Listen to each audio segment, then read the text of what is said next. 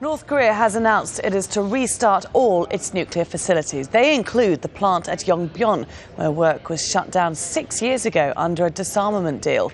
That decision to reopen it is North Korea's latest move in a high-stakes diplomatic tussle with the West.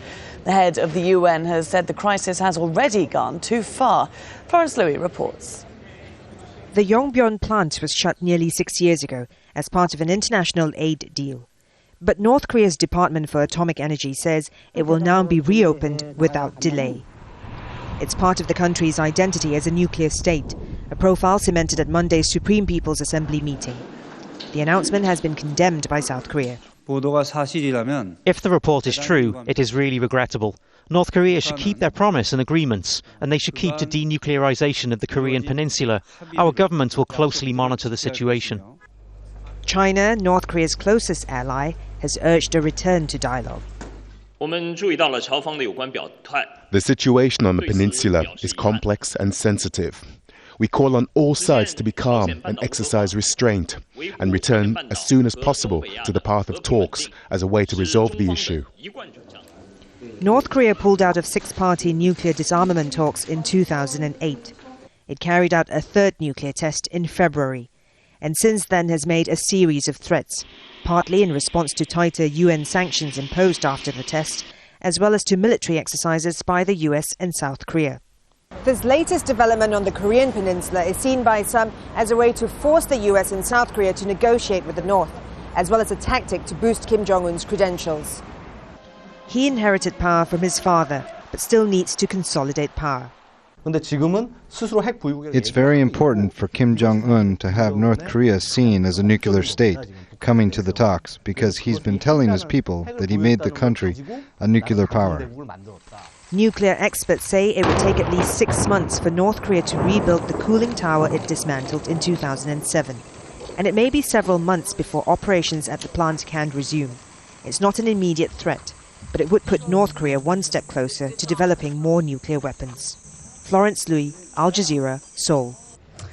Well, the complex at Yongbyon is North Korea's major nuclear facility. First operational in 1986, facilities at the plant have been shut down and restarted before. In September 2010, work began there on a light water reactor. North Korea said it was an experiment to generate electricity. Just nearby is the plutonium reactor that was shut down in 2007 and which is now about to start again.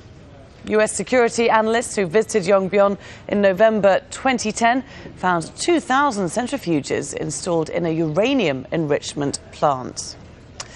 Aidan Foster-Carter is a career specialist at Leeds University.